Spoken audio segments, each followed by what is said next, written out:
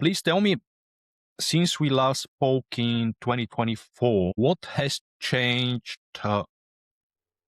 in Meta? So I've honestly, since 2024, the only thing that really changed was that Andromeda update. There's some small little things, now and then they add some new stuff, new features, but it's not extremely relevant when we're talking at the bigger level.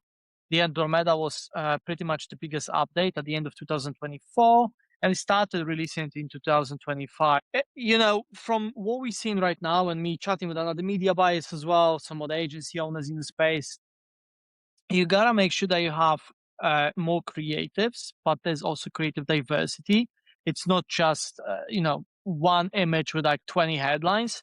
You have to have a bunch of different content right now. So the way that we are doing it for our clients, so just saying e-commerce space, we get, for example, stuff like creator contents.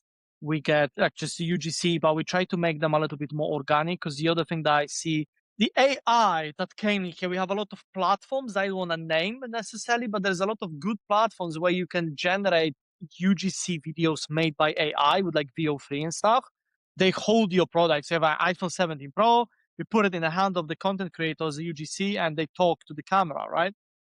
Now, the issue with that is that as more of this content starts to appear on the internet, there's going to be less trust in that typical UGC content because it's fake. There will be some regulation when you probably cannot do it, or you have to say that it's created with AI. They already implemented this to some extent, from what I'm aware of. But this content will just perform less and less and less. So the way that we are looking at it is the content that tends to perform is, for example, skits, videos, anything that has like organic vibe, but it still has a good call to action and it still leads with like some sort of like storytelling up to the product.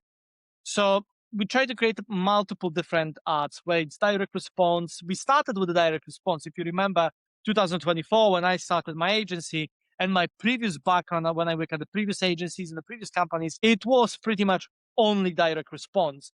But as we move into 2026, we try to create more of the variety for our clients. So it's not just a direct response, it's direct response with, like, for example, a podcast videos have a multiple AI image generated statics, not only AI generated, but like those perform very well because you can get a lot of different visuals. So statics, videos, making sure that we have multiple different videos from content creators to founder stories, to direct response, to product demos. We do some ads that also perform well. Depends on the e-com brand which one it is. If it's like more visual, it's just the B-roll videos with the voiceovers or with the nice music. So like it's a variety of different content, promotional content. So that's the biggest shift pretty much, just to summarize in here. The biggest shift is that you have to be more creative and you have to diversify your creative funnel on Meta more than anything right now in 2026 to scale.